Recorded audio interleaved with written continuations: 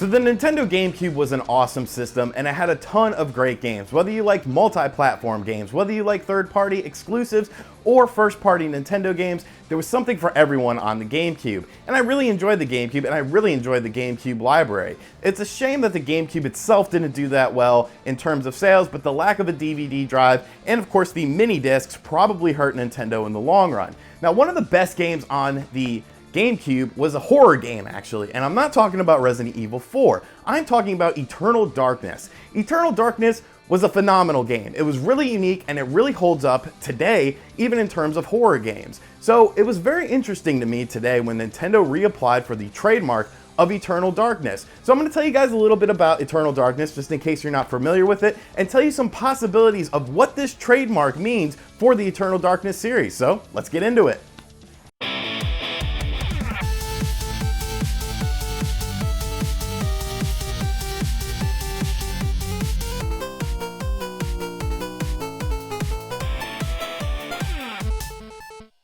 So like I said, Eternal Darkness was a phenomenal game. It was a game that started out on the N64 originally, and you can actually find prototype footage of it out there, but it was moved to the GameCube as Nintendo was moving on from the N64 and going to the GameCube. Now this game was developed by Silicon Knights, and what makes it interesting is how the gameplay is. So in terms of story, it's pretty, it's pretty simplistic, but it's actually pretty good. You play as a girl who goes to visit her grandfather in his mansion, and he's missing. So in order to find him, she must go through like books and stuff and solve puzzles, and also transport back to the past and play out these historic sort of missions in order to find where he is. It all comes together really well, and it's a pretty unique story, like I said.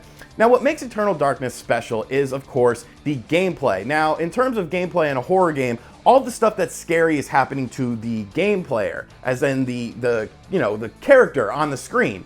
But what makes Eternal Darkness cool is the stuff actually happens to you. The game has a thing called a Sanity Meter. Now, how the Sanity Meter works is the more you encounter enemies and the more trouble you get into in the game starts to play with you, actually, instead of the character. So you'll have things like the screen will flip upside down, your TV will turn off, it'll say your memory card is erased. It gets to the point at some points where you don't even know if it's actually the game or your hardware messing up or what it is, or your TV messing up. There's so many cool effects, there's so many cool things that happen to you while you're playing the game. It just makes it so unique. There's never been a game that's ever captivated someone like that, and there hasn't been a game since that has done something like the Sanity Meter.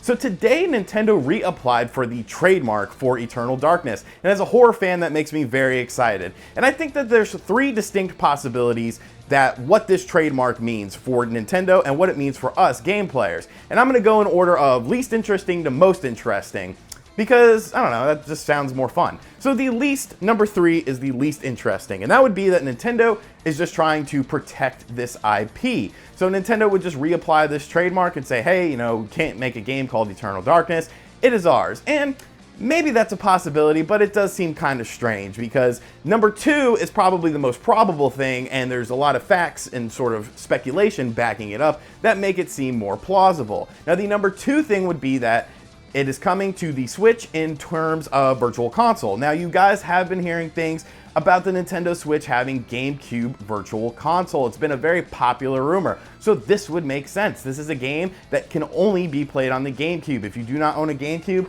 and a copy of the game, which is getting a little bit pricey, you can't play it. Well, I mean, you can emulate it, but in terms of actually legally playing it, there's no way to play it. So this would be a good entry for the Nintendo Virtual Console, the GameCube Virtual Console on the Switch, because it's a great game. It would really fortify that lineup and say, hey, you want to play Eternal Darkness? Maybe there's a little bit of upscaling or something on it. The Nintendo Switch is the way to play it. Now, the most interesting possibility might seem a little bit far-fetched at first, but I think it really is a possibility. So, like I said, Eternal Darkness was a one-and-done thing. There was never a sequel or anything, mostly because of the developer Silicon Knights. Silicon Knights got into a big tuft with Epic Games and ended up losing a bunch of money and pretty much went out of business.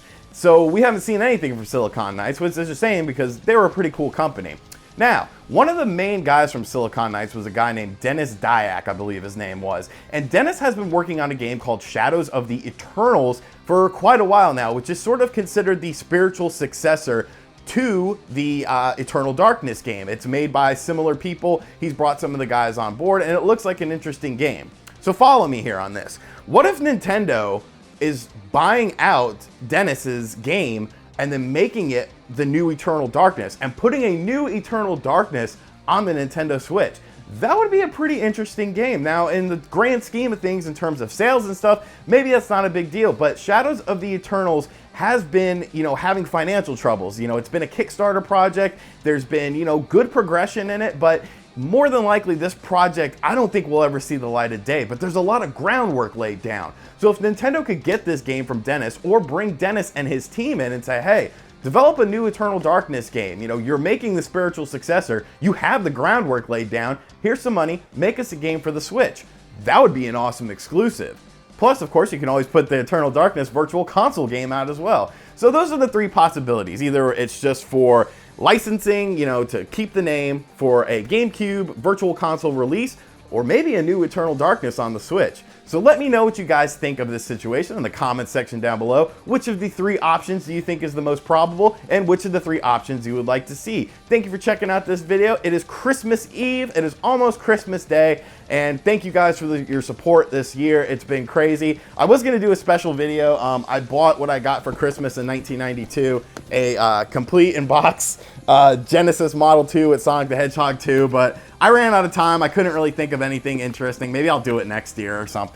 But yeah, so thank you for supporting the channel all throughout the year, and the years now. We're almost at 2 years coming up in May. Make sure you hit that like button, subscribe to the channel if you haven't, check out other videos, and of course, if you really like me, check out my Patreon. I'll catch you guys next time. Later.